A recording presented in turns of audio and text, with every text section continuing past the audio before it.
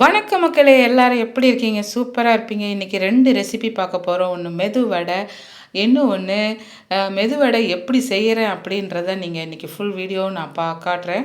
அதுக்கப்புறம் ஒரு துவையலுங்க. நம்ம வீட்ல இருக்கிற வடகம் துவையல். ரொம்ப அர்ஜென்ட்டா ஒரு சட்னி கேட்டாங்க, இல்ல இட்லிக்கு ஒரு திடீர்னு கெஸ்ட் வந்துட்டாங்க, இல்ல குழந்தைங்களுக்கு லஞ்ச் பாக்ஸ்க்கு எதனா செஞ்சு குடுத்து அனுப்பணும். அப்படிலாம் நெறைய இருக்குங்களே. அந்த மாதிரி உள்ளத இன்னைக்கு நம்ம வீடியோல பார்க்க போறோம்.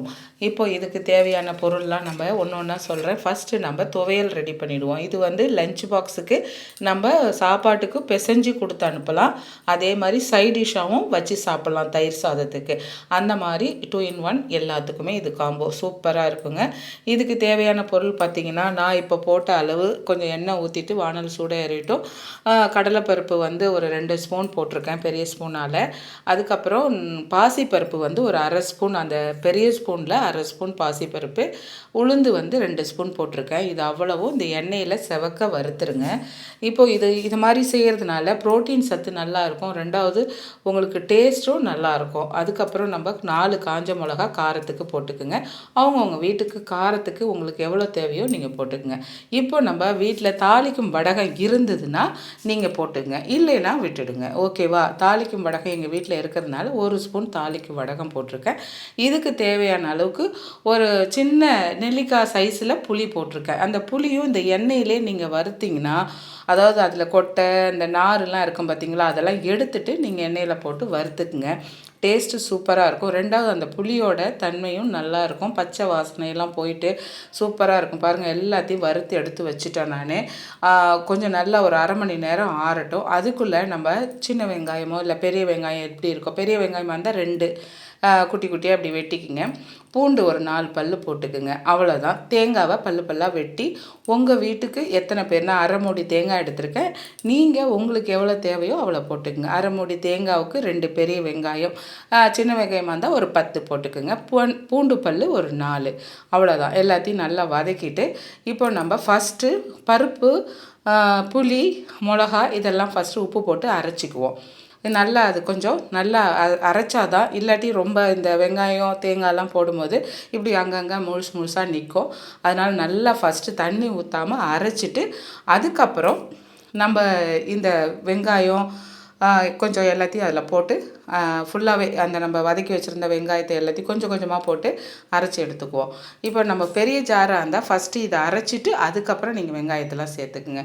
இப்போ பாருங்கள், நல்லா வெண்ணெய் போல் அரைச்சாச்சு. இப்போ அதாவது அந்த கடலைப்பருப்பு, உளுத்தம்பருப்பு, பாசிப்பருப்பு, தாளிக்கும் வடகம்லாம் போட்டதுனால கொஞ்சம் அங்கங்கே கொஞ்சம் இருக்கும்.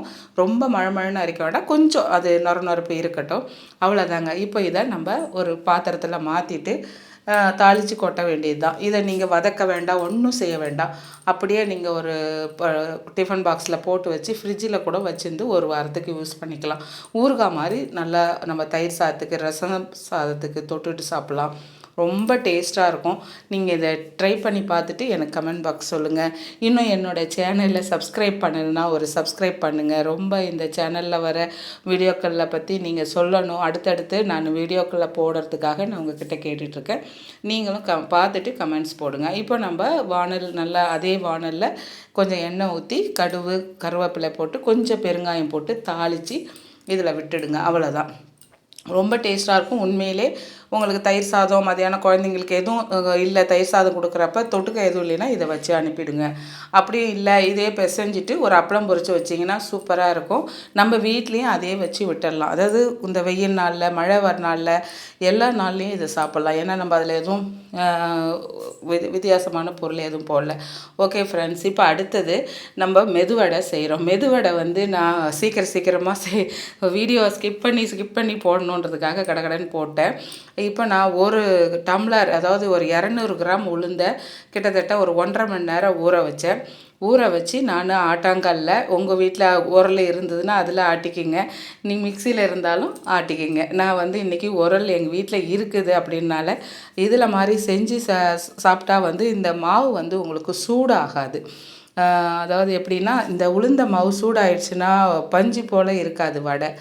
அதனால் நான் இதை என்ன பண்ணேன், நல்லா எங்கள் வீட்டில் உரல் இருக்கிறதுனால ஒரு 1.5 மணி நேரம் ஊற வச்சு உப்பு சேர்த்து நான் இந்த மாவை நல்லா சூப்பராக நம்ம வடை பதத்துக்கு அரைக்கிறேன். தண்ணி ஊற்றிடாதீங்க, டக்குன்னு லேசாக தெளித்து அரைச்சிங்கன்னா சூப்பராகவே இருக்கும். ரெண்டாவது மாவு வந்து மிருதுவாக இருக்கும், ஹீட் ஆக மாட்டுது.